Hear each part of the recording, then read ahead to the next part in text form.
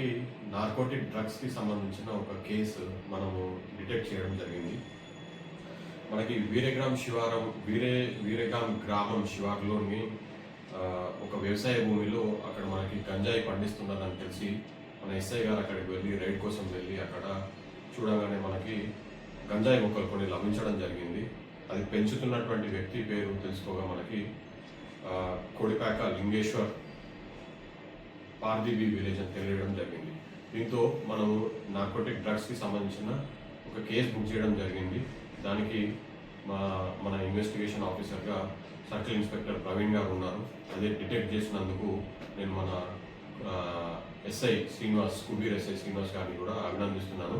అలాగే మనకు వస్తున్నటువంటి సమాచారం ప్రకారం ఇట్లాంటివి ఏవి మనకి ఎవరు సమాచారం ఇచ్చినా కూడా ఎక్కడ గంజాయి మొక్కలు పెంచుతున్నారు అని తెలిసినట్టయితే ఖచ్చితంగా వారిపైన చర్యలు తీసుకుంటాం.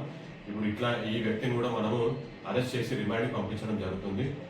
కాబట్టి మనం జిల్లా ఎస్పీ గారి ఆదేశం మేరకు గంజా గస్తీ ప్రోగ్రామ్ మనము ప్రజల్లోకి తీసుకెళ్లడం జరుగుతుంది. ఇట్లాంటివి ఏవి ఇన్ఫర్మేషన్ ఉన్నా దయచేసి పోలీసులకు తెలియజేయాల్సిందిగా కోరుతున్నాను. Thank you.